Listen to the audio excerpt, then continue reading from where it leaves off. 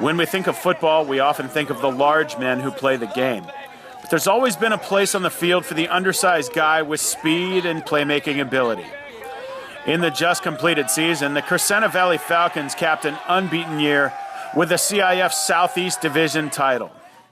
Their best player, and the guy voted the Pacific League MVP? Receiver, defensive back, kick returner Jordan LoBianco.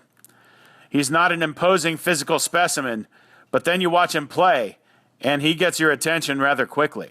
Jordan is like a freak. When you look at him physically, you're like, oh, okay, good, whatever, kid. You watch him play, he defends. We put him in man coverage on the very best receiver on every team we play.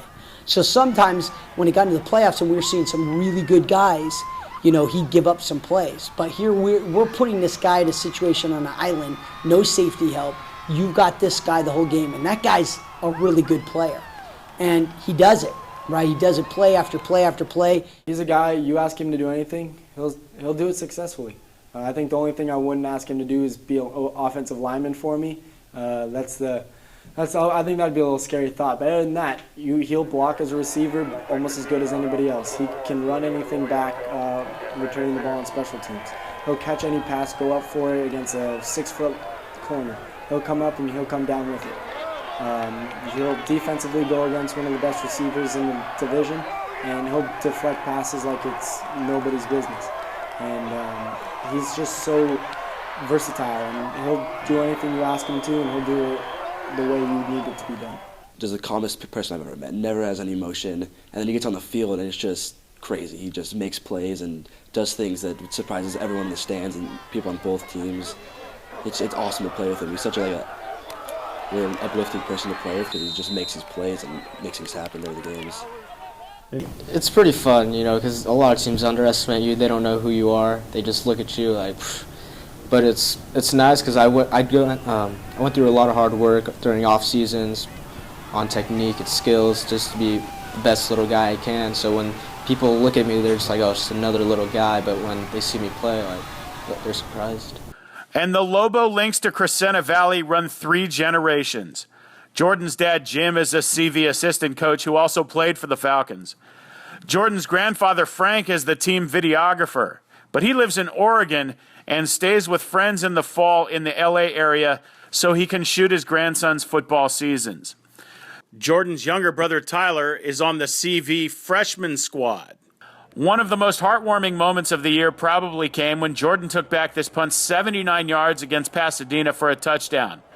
And waiting for him in the end zone, not only was his grandpa Frank, but Grandma Diane, who made the trip from Oregon for this game. And she had a post-touchdown hug for Jordan.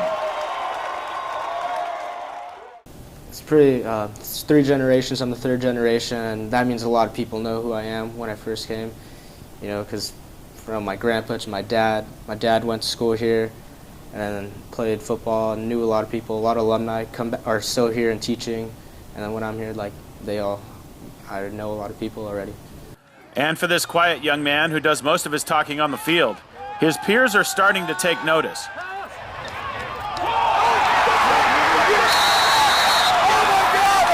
You need to wrap up on Lobo, and he has a heart. He has such great heart, and his speed is incredible, and he's a very smart guy too. And blocking for him, on offense, is he's just another one of the receivers. But then when you're blocking for punt return or kickoff return, you see this guy. You're just blocking this guy in front of you, and you just see on the side Lobo's just running and going, getting touchdown. Jordan may have been born at the right time for an undersized guy with speed and talent. Take a look at the not-so-big guys playing huge in the pass-happy NFL, which needs the quick slot receivers and speedy backs. Darren Sproles of the Eagles is listed at 5'6" and 190 pounds. Brandon Oliver of the Chargers goes 5'7" and 208. Deshaun Jackson is a former All-Pro with the Redskins and plays receiver in the NFL at 5'10" and 178. And Detroit's Golden Tate won a Super Bowl in Seattle, then he signed a big deal with the Lions. He's listed at 5'10" and 195. Steve Smith of the Ravens has been gashing NFL defenses for a long time at 5'9" and 175. And DeAnthony Thomas of the Chiefs checks in at 5'8" and 176. But the one who gets everyone's attention is the prototypical slot receiver, Wes Welker of the Broncos. He goes 5'9" and 185. Yeah, definitely Wes Welker. When I found out I was playing slot receiver, I watched Wes Welker because he's probably the best slot receiver in the leagues. And I watched him. He's just really quick, and I just try to learn from him, see how he does it.